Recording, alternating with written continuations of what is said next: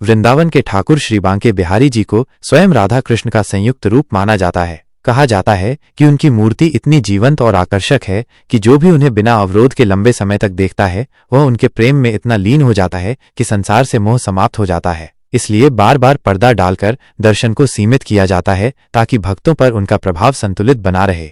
ऐसी मान्यता है कि श्री बांके बिहारी जी की मूर्ति केवल पत्थर की नहीं है बल्कि स्वयं भगवान श्री कृष्ण की साक्षात उपस्थिति है। कहा जाता है कि एक बार एक भक्त स्वामी हरिदास जी ने उन्हें प्रकट किया था और तब से भगवान स्वयं वहां विराजमान है ताकि उनकी दृष्टि भक्तों पर अत्यधिक प्रभाव न डाले, इसलिए पर्दा डाला जाता है।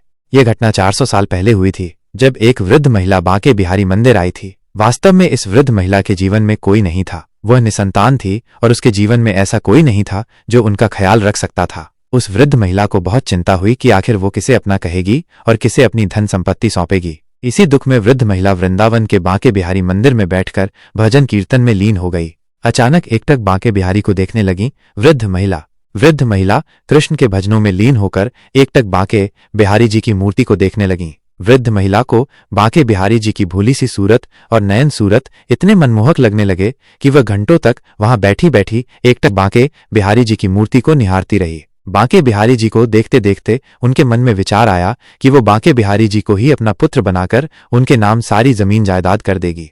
यह सोचते हुए वृद्ध महिला मुस्कुराई और बांके बिहारी जी के सामने हाथ जोड़कर जाने के लिए खड़ी हुई। लेकिन जैसे ही वृद्ध महिला जाने के लिए खड़ी हुई, एक चमत्कार हुआ। बांके बिहारी जी अपना स्थान छोड़कर उस वृद्ध महिला के पीछे पीछे अपने मूर्ति स्वरूप में ही चल दिए। जब मंदिर के पुजारियों ने बांके बिहारी जी को उस वृद्ध महिला के पीछे जाते देखा तो उन्होंने हाथ जोड़कर वृद्ध महिला से ऐसा होने का कारण पूछा। तब वृद्ध महिला ने अपनी पूरी कहानी सुनाई। इस कहानी को सुनकर मंदिर के पुजारी समझ गए कि वृद्ध महिला के वात्सल्य और भक्ति भाव ने बांके बिहारी जी का मन मोह लिया है। बांके बिहारी जी किसी बालक की तरह वृद्ध महिला के पीछे पीछे चले जा रहे थे। ये देखकर पुजारियों ने बांके बिहारी जी के सामने हाथ जोड़ लिए और उन्हें मंदिर में वापस अपने स्थान पर विराजमान होने के लिए प्रार्थना करने लगे। लेकिन ऐसा लगता था कि बांके बिहारी जी वृद्ध महिला के साथ जाने का हट कर बैठे थे। बहुत समय बाद जैसे तैसे पुजारियों ने बांके बिहारी जी को मनाकर वापस बांके बिहारी जी के स्थान पर स्थापित किया। इस दिव्य घटना ने एक बार फिर से इस बात को साबित कर दिया था कि भगवान किसी वस्तु के नहीं बल्कि भाव के भूखे होते हैं। इस घटना के बाद से ही वृंदावन के बांके बिहारी जी की मूर्ति के सामने हर 2 मिनट में पर्दा लगाते हैं कि कहीं बांके बिहारी जी किसी भक्त के प्रेम और भक्ति भाव में डूबकर उनके साथ न चले जाए। तब से बांके बिहारी जी के सामने पर्दा डालकर भक्तों को लगातार उन्हें निहारने से रोका जाता है। प्रेम से बोलिए राधे राधे, जय श्री कृष्णा। यदि आप सब यहाँ तक पहुँच गए हैं तो आप सभी को दिल से बहुत बहुत धन्यवाद।